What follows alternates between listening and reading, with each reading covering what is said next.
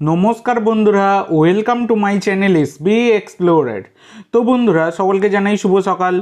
तो तुम्हारा যারা চ্যানেলে প্রথমবার এসেছো অবশ্যই সকলে একটা করে সাবস্ক্রাইব করে দিও। তোমরা ভিডিও দেখছো কিন্তু চ্যানেল সাবস্ক্রাইব করছো না, তো অবশ্যই একটা করে কিন্তু সাবস্ক্রাইব সকলেই করে দিও।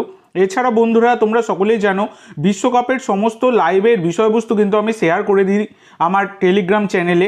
তো টেলিগ্রাম চ্যানেলের লিঙ্ক দেখো ডেসক্রিপশন বক্সে দেওয়া আছে, সেখান থেকে অবশ্যই কিন্তু টেলিগ্রাম চ্যানেলটা তোমরা ফলো করে নিও। তো এবার যে আপডেটটা দিয়ে শুরু করতে চলেছি সেটা হচ্ছে ডুরান কাপ, যেটা আমি তোমাদেরকে গতকালকেই জানিয়েছি যে 25শে জুলাই থেকে 23শে আগস্ট অবধি চলবে। তো সেই ডুরান কাপের ভেন্যু কিন্তু ঘোষণা হয়ে গেছে। তো ডুরান কাপ কিন্তু 5টা জায়গাতে হবে এবারে, কলকাতা, রাঁচি, গুয়াহাটি, ইম্ফল আর শিলং। তো এই 5 জায়গায় কিন্তু এবারে ডুরান কাপ আয়োজন হতে চলেছে। এবার একটা গুরুত্বপূর্ণ জিনিস বলে দিই, আইএসএল এর দল ইন্টার কাশি তারা কিন্তু ডুরান কাপ খেলবে না বলেই জানা গেছে, তারা ডাইরেক্ট আইএসএল এবং ফেডারেশন কাপ থেকে খেলবে। আর এদিকে মুম্বাই সিটি এফসি তারাও কিন্তু ডুরান কাপ খেলার সম্ভাবনা কম। আমি গতকালকেই তোমাদেরকে জানিয়েছিলাম যে 24টা যে দল খেলবে ডুরান কাপে সেখানে আইএসএল এর কিন্তু সব দল থাকবে না।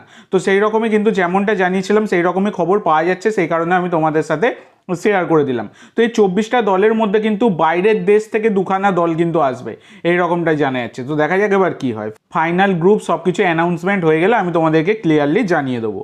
তো এর পরবর্তী যে আপডেটটা তোমাদের সাথে শেয়ার করতে চলেছি সেটা হচ্ছে কলকাতা লিগ নিয়ে তোমরা অনেকেই জিজ্ঞাসা করছিলে। তো কলকাতা লিগ কিন্তু এই 25শে জুন থেকে শুরু হওয়ার কথা ছিল, কিন্তু অনেকটাই পিছিয়ে গেছে। তো তোমাদেরকে বলে দিই গতকালকে কিন্তু কলকাতা লিগের মানে সিএফএল এর তাদের কিন্তু গ্রুপ একদমই নিশ্চিত হয়ে গেছে। সেখানে গ্রুপ এতে মোহনবাগান, ইস্টবেঙ্গল তারা কিন্তু রয়েছে, এইটা একদমই কিন্তু অফিসিয়াল হয়ে গেছে। তো এই গ্রুপ এতে মোহনবাগান, ইস্টবেঙ্গল রয়েছে মানেই ডার্বি কিন্তু হবে, এটা তো একদমই কনফার্ম।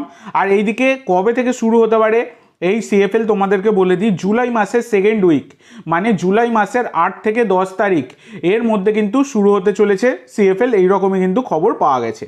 এর পরবর্তী যে আপডেটটা তোমাদের সাথে শেয়ার করতে চলেছি সেটা হচ্ছে প্যানাজিওটিস ডিম্পেরিস। তো এই কোচের নাম কিন্তু তোমরা প্রথম শুনছো না, এর আগে মোহনবাগানের সাথে একাধিকবার জড়িয়েছে এই কোচের নাম। তো সেই কোচের সাথে কিন্তু ইন্টারভিউ নিয়েছে অনেকবার মোহনবাগান ম্যানেজমেন্ট, পিটার কারাটকিন নিয়েছে, সব কিছু খবরই কিন্তু আমি তোমাদের সাথে শেয়ার করেছি। তো বর্তমানে দাঁড়িয়ে যেমন যে আপডেট পাওয়া যাচ্ছে এই ডিম্পেরিস তিনিই কিন্তু হতে চলেছেন মোহনবাগানের নতুন হেড কোচ, এই রকমই কিন্তু খবর পাওয়া যাচ্ছে। খুব তাড়াতাড়ি অফিসিয়াল অ্যানাউন্সমেন্টও চলে আসবে। তো দেখা যাক, অফিসিয়াল অ্যানাউন্সমেন্ট এসে গেলে তো তোমরা জানতে পারবেই। তবে ডিম্পেরিস কোচ হিসাবে কেমন তোমরা অবশ্যই সকলে কমেন্ট করে জানিও। আমাকে যদি পার্সোনালি জিজ্ঞাসা করো এইটুকু বলতে পারি আর একটু ভালো কোচ হয়তো আনলেও মোহনবাগান ম্যানেজমেন্ট আনতে পারতো। এবার তোমরা তোমাদের মতামত অবশ্যই কমেন্ট করে জানিও। এর পরবর্তী আপডেট যেটা তোমাদের সাথে শেয়ার করব সেটা হচ্ছে প্রাক্তন আইএসএল এর চ্যাম্পিয়ন কোচ হাবাস তিনি কিন্তু আবার কলকাতায় ফিরতে চলেছেন। তো এর আগে কলকাতায় মোহনবাগানে কোচিং করিয়ে ট্রফি জিতেছেন এই হাবাস। তো এবার শোনা যাচ্ছে ইস্ট বেঙ্গল দলের কোচের দায়িত্ব তিনি কিন্তু নিতে চলেছেন।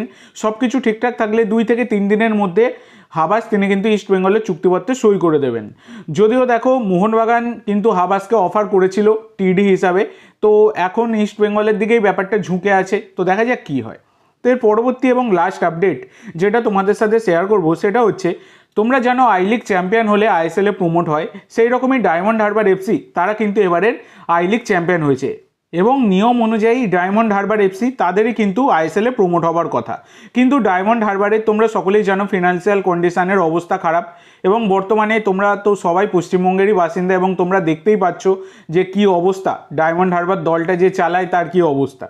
তো যাই হোক, সেই কারণে কিন্তু এই ডায়মন্ড হারবার এফসি তাদের কিন্তু এখন আইএসএল খেলা অনিশ্চিত। তো ডায়মন্ড হারবার এফসি যেহেতু তারা টেবিল টপ করে তারা আই লিগ চ্যাম্পিয়ন হয়েছে, সেই কারণে কিন্তু এই শিলং লাজং তারা কিন্তু টেবিলের দ্বিতীয় স্থানে ছিল, 1 পয়েন্টের ব্যবধান রয়েছে 29 আর 28।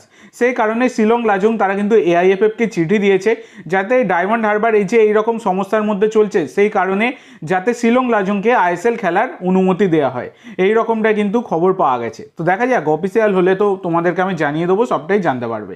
তো আজকের জন্য এইটুকু বন্ধুরা, ভিডিওটি ভালো লাগলে অবশ্যই লাইক করো, শেয়ার করো, আমার চ্যানেলে প্রথমবার এসে থাকলে চ্যানেলটি সাবস্ক্রাইব করো আর কমেন্ট করে জানাও ভিডিওটি কেমন লাগলো। ধন্যবাদ।